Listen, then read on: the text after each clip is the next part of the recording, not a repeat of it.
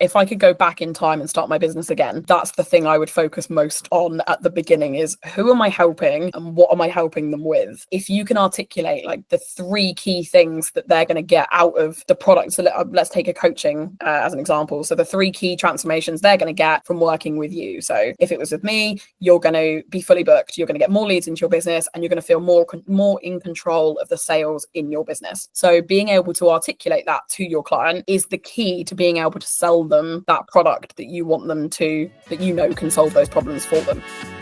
This is Get Unstuck Podcast, a podcast for entrepreneurs who prioritize their life first, business second. I'm Mutita Panmuk, your host, who dedicates my life to designing and building a business that supports lifestyle. We will learn together from entrepreneurs around the world how they overcome their life challenges, their business obstacles, and yet still get unstuck from the hamster wheel of burying themselves into their business. Because time is the number 1 commodity in the world that you cannot get back once it's gone. So let's shorten the learning curve and see how can we prioritize better. Let's get unstuck. 1. Hi, Get Unstuck Nation. Today, our guest Lixxy is a sales strategist with over decades of experience in sales, and she specializes in helping you focus on the right directions that would drive revenues and scale your business and, of course, reclaim your time. So today, we will learn from multi-6-figure business owner how to make it work. And, sale is like a bottom line in a business. So the more clarity you know where it comes from and how you solve this problem, you will able to solve this anytime, and cash flow is God, right? Everyone saw that. So without further ado, please welcome Lixxy to Get Unstuck Podcast today. Hi, Lixxy. How are you? Thank you for having me. I'm good, thank you. How are you? I'm very well. So yeah, as I said, we didn't talk about sales as much in this podcast actually, but I know that it's very important. Yeah, because we usually get to pitch to talk more about operation, and that's what hard stuff. But couldn't deny how important sales is, because without sales, how can you make money? Business wouldn't exist anymore. Somebody said to me the other day, if you don't have any sales, it's more of an expensive hobby than it is a business, which I thought was quite a good way of putting it. Oh my gosh, yes. Okay, I'm going to quote you on that.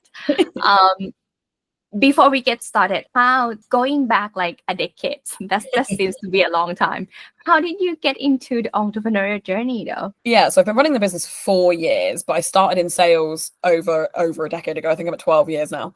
But I was divorced and living on a sofa at the age of 23. I'd left an emotionally abusive marriage, moved out of the place that I was living in, moved to London, and started a corporate job that I didn't really understand at the time.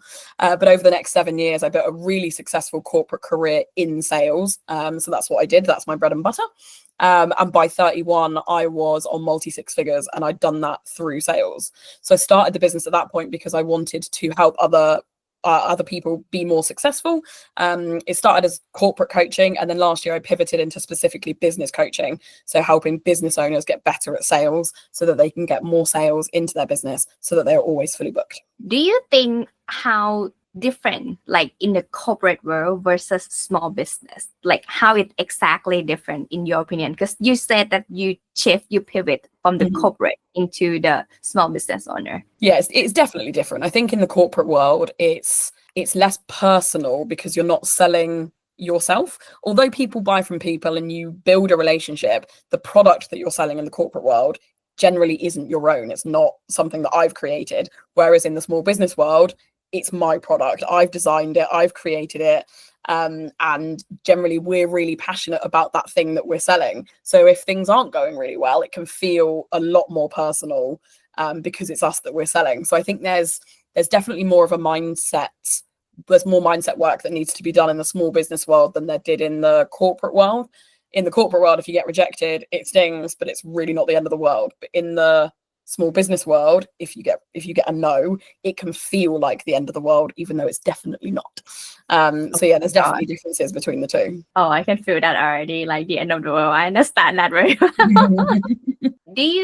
What is the first thing that people need to be ready to start their first sale? What do you think? The sales is a simple thing. So you need something to sell and you need someone to sell it to. So if you've got the product already, so let's say that you're a coach or you're a product business, you've probably got the product that you want to sell. It's finding the people to sell it to that is the difficult thing, or is the thing that we don't have ready. And so then you start with your lead generation. So where are you finding the people that you think are the right fit for your product? So your ideal clients, and the people that are going to buy whatever package it is that you're selling. And then how can you get in front of more of them? And how can you turn them from an audience into a hot lead that you can then convert into a sale? And those are the things that we need to be thinking about every day. Generally, as small business owners, we should be spending about 80% of our time on lead generation and lead nurturing, so that we have got that constant stream of leads coming into the business that we can then sell to. What do you think that keep many business owners that struggling with sales procrastinate on lead generation? I think there's a number of reasons. Number one, it's boring. It's not exciting. There's no instant gratification. Lead generation takes time. You have to put the effort in and you have to do it every day. So I think that's why we end up procrastinating it, because it's not super exciting.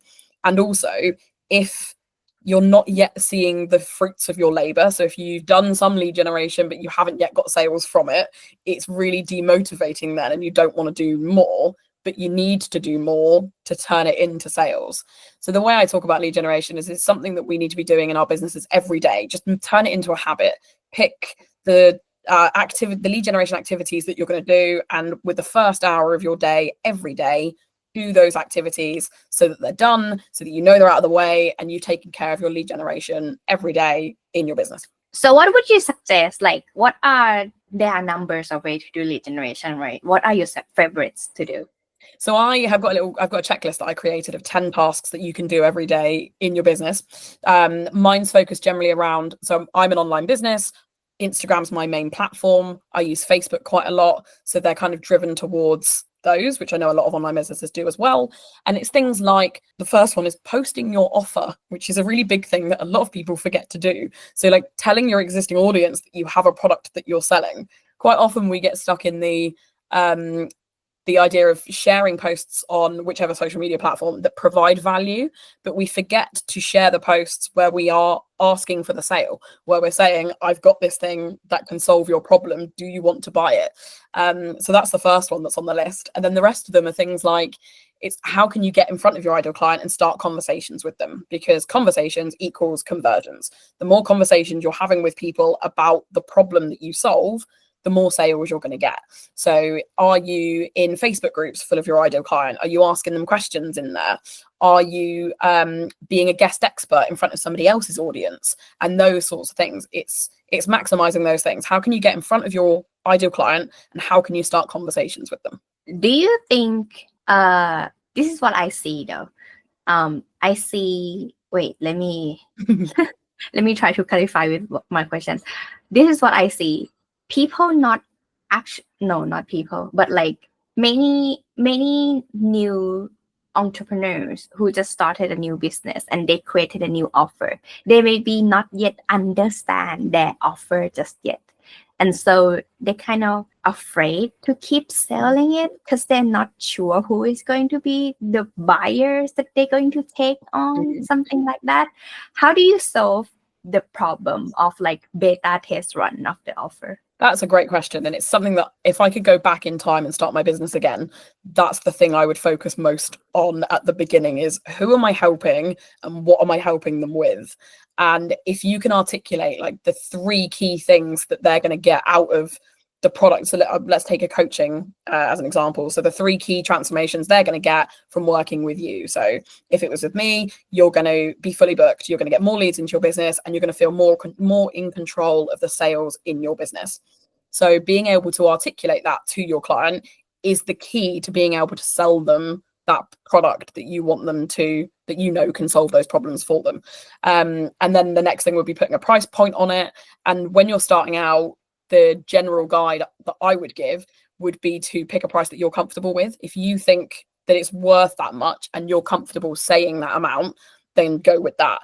If you put a price point on it that you don't feel comfortable with, you're not going to sell it.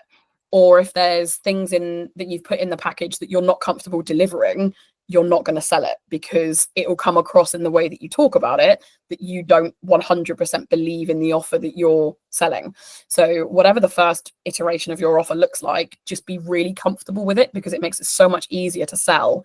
And when you're passionate about it, that comes across when you're talking about it, which makes the client more interested in buying it. What about when you starting to like see the traction, right? You starting to have the momentum coming in. Okay.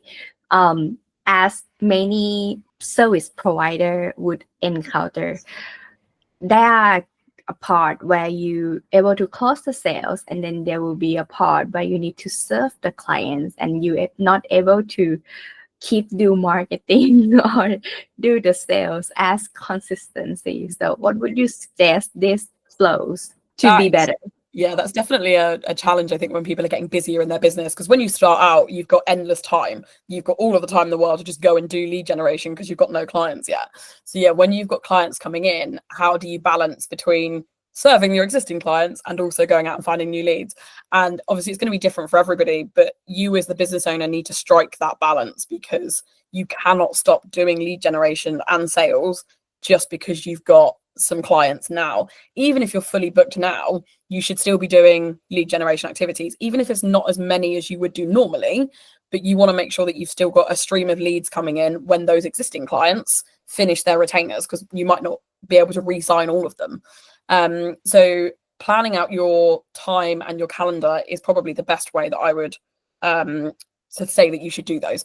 So if you know that you've got 4 one-to-one clients and you do a weekly call with them for an hour, you know that's going to take 4 hours of your week. And if you've also got a group program that's 2 half-an-hour calls a week, that's another hour. So that's 5 hours of your week done already. So let's say you want to work a 40-hour week. You've then got 35 hours left to do your marketing, your lead generation, your admin, and all of the other things that need to go in your business. So it's just about planning the time that you've got in your business so that you're maximizing the effort that you're putting in. And what would you suggest for start scaling the sales? Like, when is the right time to stop doing sales by yourself? Or the lead generation by yourself even? So when do you get a team in to help you, or you get a VA or someone in to help you with the sales? Is that what you mean? Yeah.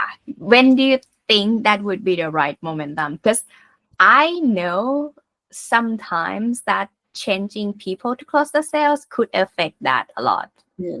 Like it changed the tone somehow. And Yeah, for sure. It's not an easy solve, because I have seen many people like going back and forth on this roller coaster many times. And it's personal to each business owner, but I think there are things that you can look at when you're thinking about these sorts of things. So there are bits of the sales process that you can delegate to somebody else that don't really require you. So securing guest expert speaking slots, like obviously you can give that to somebody else, or reaching out to somebody in the DMs, you could outsource that to a VA if you want to.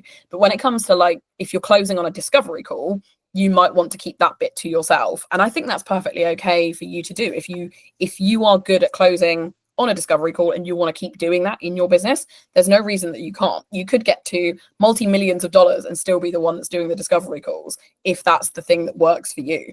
And for someone like me that really enjoys the sales process, I probably, even if I get to multi-million dollars, I probably will continue doing the sales calls because I enjoy doing them. But yeah, it's about kind of what works for you and what works for your business. And also, even if you keep all of the sales process, you could delegate other things in the business so that you have more time. So the admin and the creating of the marketing, so your Instagram posts, that kind of thing, you could delegate all of that so that the only things you're doing in your business are the actual sales conversation and the physical work, so the coaching or the service providing or whatever it is that your business is. So it doesn't matter, only what works. So when we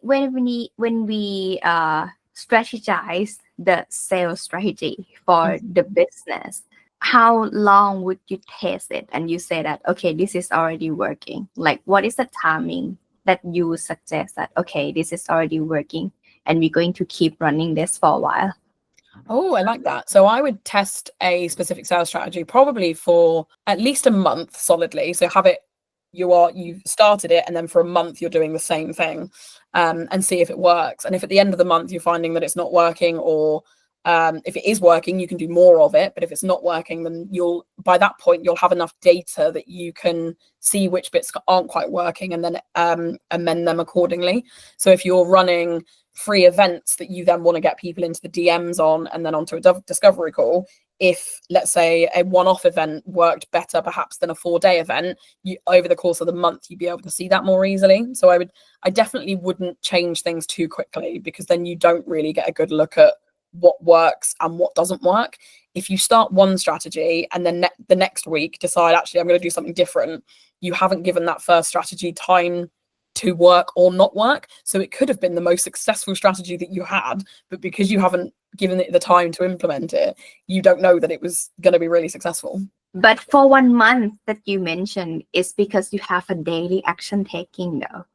Yeah, because if you said 1 month, like anyone just think along with me, if you said 1 month but you didn't do it every single day consistently, that would be a different story to see the result. Definitely, yes. I've presumed that you're going to action the sales strategy every day for a month before you make a change and do something different, for the same reason that if you don't do that, you haven't given it the proper chance, and you don't know whether it's going to work or not because you haven't taken the action on it. So, like, there are shiny objects, like, because it could be overwhelmed. Like, of course, the more that you want higher closing rate, the more that you want money in your pockets, meaning that you need to be closing more sales, basically.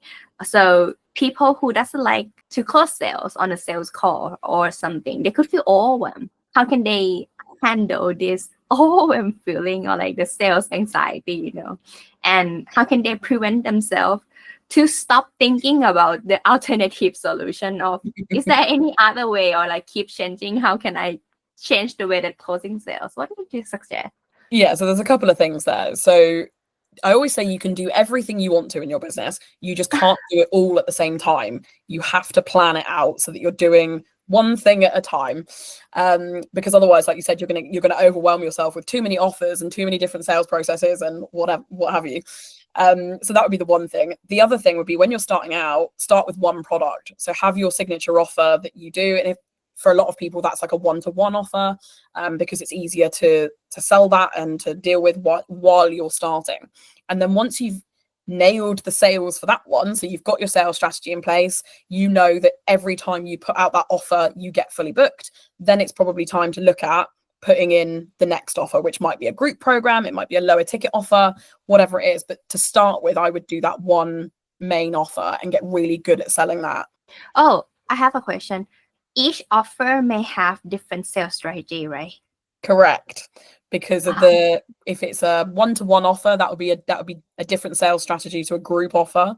A lower ticket offer would be a different sales strategy again, because you might not, for a low ticket offer, you might not do discovery calls, you might just do DM conversations. So for each product that you sell, you need to take the time to work out what sales strategy works for that product. Another thing is to discover the whole customer journey.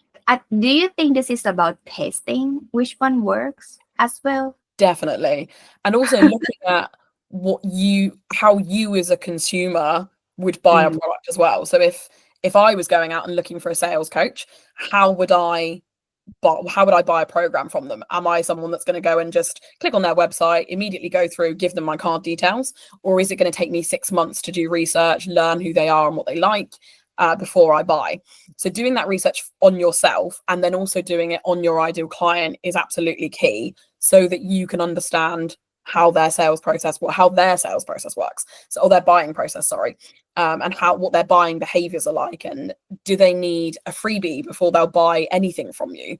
Or do they want to start with a low ticket before they invest heavily, and that kind of thing? But really understanding your ideal client and how they buy is really important. You mentioned about the research before they're buying. I believe that there are many experts that would say, oh, because I need to educate my audience before I able to close the sales. And they would, I have heard about this many times, that because of that, it would take longer period in order to close the sales.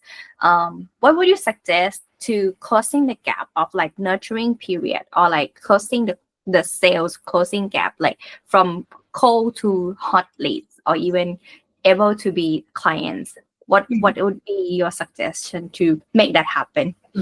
And I think education is the way to do that. It's making the audience that are watching your stuff, it's making them aware of the fact that they've got a problem and that you've got a solution for that problem, and that their problem can be fixed. Because quite often we might know that we've got a problem, but we don't think that there's anybody else in the world that's got the same problem as us, and nobody can possibly help us.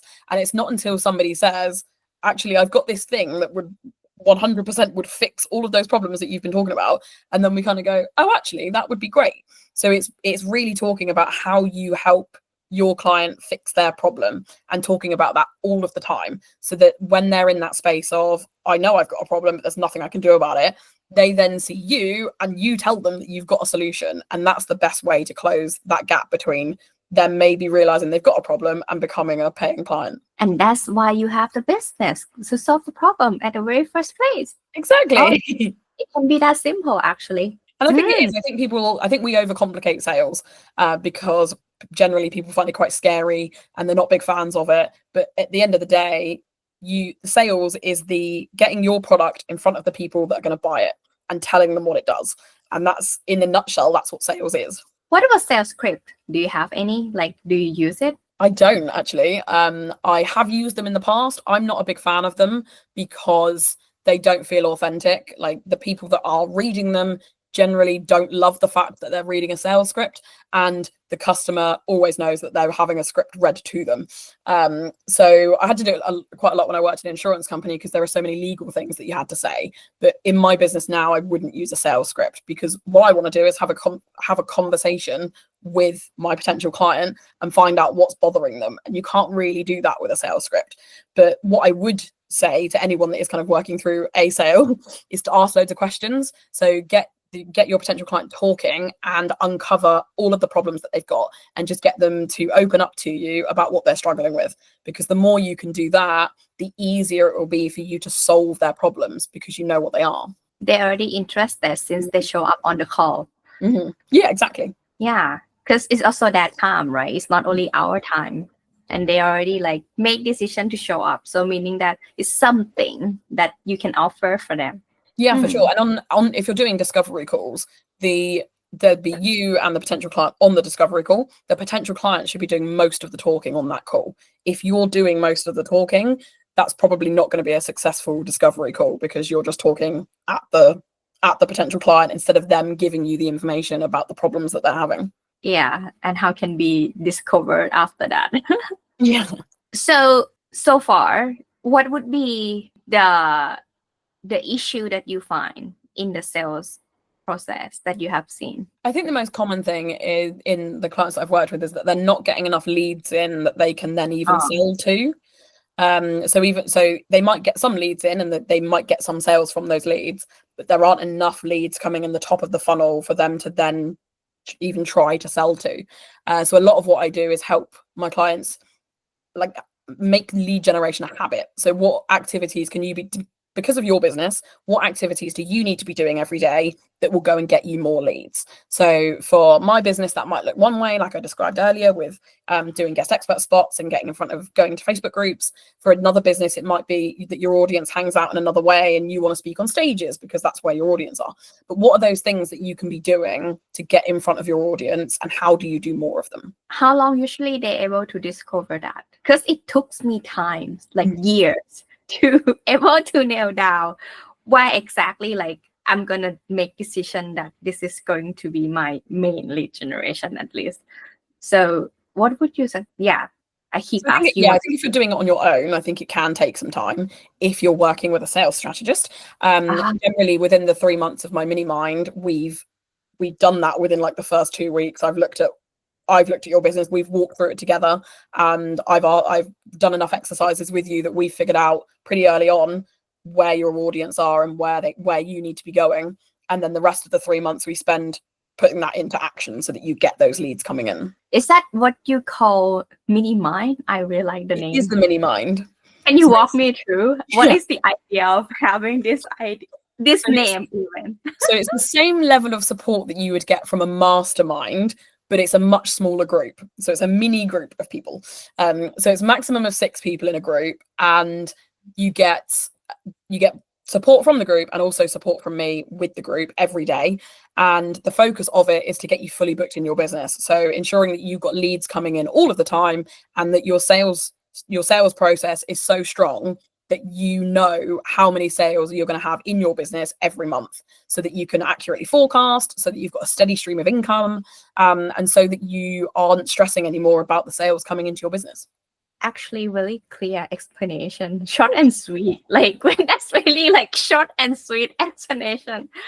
And so you mentioned that in the first 2 weeks, you're going to discover the sales strategy and then just like keep implemented it in the next 3 months. So that's it. And then whole accountability every single day. That's going to be very interesting. And like then there's training as well. So we might make sure that you've got your product suite is as good as it can be, that your messaging is right, all of the things that you would need in the sales process to make sure that you've got sales coming in. We do that within the mini mind. So usually, like, to be able to, because you mentioned that is the very key thing. You have no need to,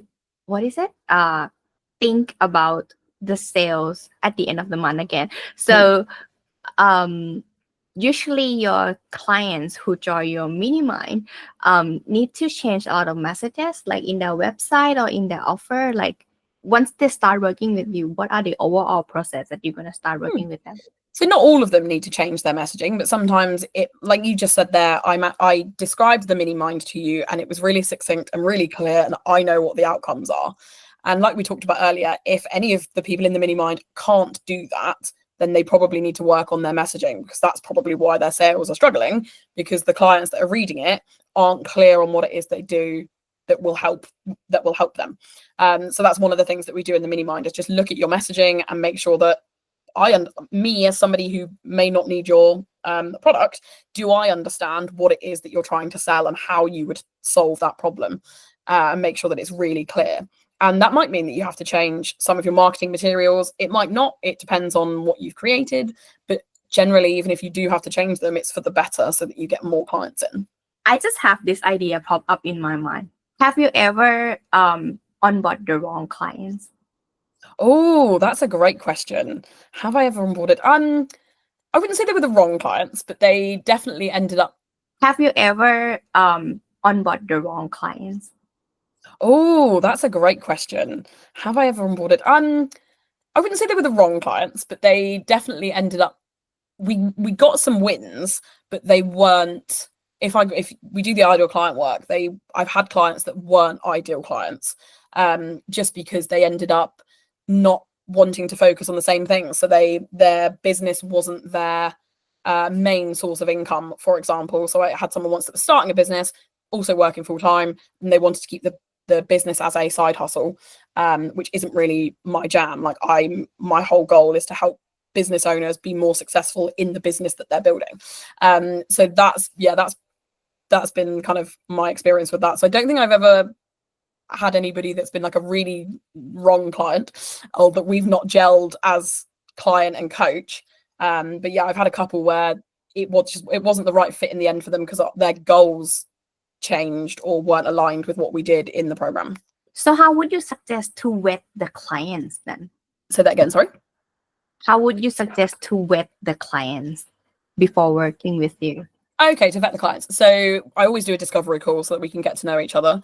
And I also have a questionnaire that I get them to fill in as well, so that I can understand their business goals and what they're struggling with at the moment, why they think their sales aren't working, because that's always quite eye-opening as well. Like, what is it that they don't think is working in their business? And just getting as much information from them up front as I can. And you have to make a judgment call. Like with the client that I mentioned then, we seemed like we'd be a really good fit. We got on really well. The conversation was really good. It was only during the program that we realized that actually the business that she wanted to build wasn't going to be a full-time thing. It was just a little side hustle. So the work that she needed to put in to build it more successfully, she didn't have time to do, and it just wasn't the right fit. So you discover it later on. Yeah. Oh, yeah. Because I have been. This is the goal of this year of mine, to like get more right clients on board. This is the year that this is like my dedication year to have more right clients on board. So I keep asking any guest about that, about this particular question, like how did you handle it? Because I'm really curious how other people handle these issues. Yeah. So do you have any longer offer though, apart from the minimum? No, at the moment, so even my one-to-one coaching is only 3 months, because for that very reason, if I or the client decide that it's not working or it's not the right fit, you're only tied in for 3 months. So you can then go and look for another coach or do something else, or you can re-sign and do another 3 months. But it gives you time to learn to work together. But also, I worked in corporate for 10 years and everything we did was in quarters. So doing it for 3 months just fits my brain better. But it has no need to start like within the quarterly time, isn't it? No. That's why. Okay. So in case anyone want to work with you or reach out to you, where can they find you then? Yeah, so I'm at Six Figure Success Club on Instagram. That's where I hang out the most. And it's called Six Figure Success Club because I think it's a club that more people should be part of. So come and find me on Instagram, drop me a message on there. And yeah, thank you for having me. Okay, I will make sure that your Instagram link will be popped around here in the show note as well as the description. So thank you so much, Lixxy, for joining Get Unstuck podcast today and sharing this awesome story with us. My pleasure. Thank you so much.